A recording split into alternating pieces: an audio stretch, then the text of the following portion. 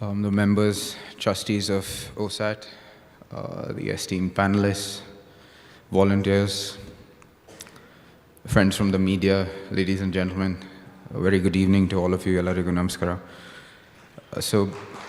Thank you. So, I wouldn't say I'm slightly acquainted with OSAAT, obviously. The Cholnalli school representatives, they are here. I was there via Rotary, Mysore, and so I was there. So in fact, the computer lab, Granthalaya kuda alva, Granthalaya, and the building itself, adar udghatane madiddu namma mattaville. So I did do the inauguration for the OSAAT building there, the infrastructure bit of it via Rotary. So I was acquainted with OSAAT, and hence that's why when the letter came in, I was very happy to be here, and it's truly a pleasure to be here. Truly, when I come in, especially in Bangalore, events and such, the first thing I see is where it is, because I don't want to deal with the traffic at all. I have no problem traveling big distances, but especially in Bangalore, if it's at the other end of town, I usually say no. And for a person who is of want to be socially available and is a big part of the persona that one expects me to play, a big deterrent is infrastructure. And I often thought, especially in the educational realm, infrastructure wasn't as important as much as the teaching. But as my example shows, why will a child want to come to school when he doesn't have a place to sit, when he doesn't have a roof over his head or her head to protect him from the weather, when he doesn't have the right infrastructure for him to learn? There's no reason to go there, and that's true of all of us in any field. Infrastructure many times denies us an opportunity, and so truly must commend and appreciate what OSAAT does in that area and that field, which has truly added value, and I'm witness to it, especially in Cholnalli, which truly added value to the village itself, and shows that we care, which above all else is important to the children.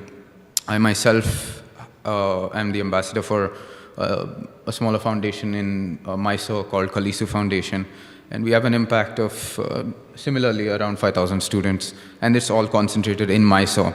And we do the sort of a complementary role in getting volunteers to teach. And so we started the Learn from Chamaraja program, wherein I would go and teach, and this would build sort of publicity and get more people to come in and teach. And that was our aim, was always to get more people to come in to teach, especially with the growing there is a growing IT field in Mysore, there's a growing industry field in Mysore. So to get them in to teach, all of these people to dedicate 3 to 4 hours a week. But more often than not, we would find that the main problem is students just don't want to come to school and attendance, and that is the root cause of that in many cases is infrastructure. So that truly, I think OSAAT opened up that cause to me. So I really wanted to come here and commend them, and sure enough, there was no traffic woes, so I was very happy with that.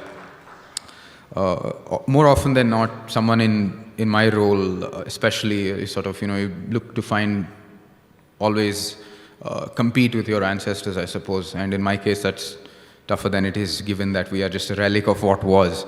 But I think what my ancestors in my house always adhered to, and which is kind of strange to hear, is that we don't look to actually, it isn't an inheritance we get, rather we are borrowing from the future. So every bit of what we would call inheritance is not actually what we have. We are just custodians to the same legacy right now, and we're borrowing for the future. So every time we deny ourselves, or we deny essentially our future, not just our own children, but all children, education, we're essentially borrowing. We're not putting back what is required in the future to build up. We're just borrowing from them and borrowing resources and enjoying our lives without giving back to the future isn't, in my world, good enough. And if anything, and finding purpose in connection with institutions such as OSAAT, in believing that we honor the past stay rooted in the present, but continue to look to the future and continue to understand that every time we are giving back, we're giving back to building a better future for tomorrow. And that is truly what I think strengthens our society, our nation, and humanity itself. So on that note, there is a small bit which, a quote which Swami Vivekananda wrote to a letter to my great-grandfather, Chamaraja, His Highness Chamaraja.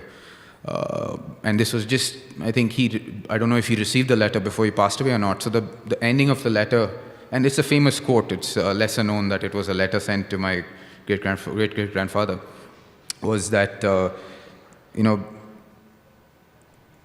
one who lives for others is the one who lives truly, and those who don't give to others are more dead than alive. And I'm summarizing, obviously, I don't know the exact quote, but it's words which I think has lived on, and very importantly is something to adhere to today, as much as it was back then in the late 1800s. And so I think OSAAT and everybody is living to the fullest, and I hope and continue to see and wish you all the best in all of your endeavors. Thank you very much.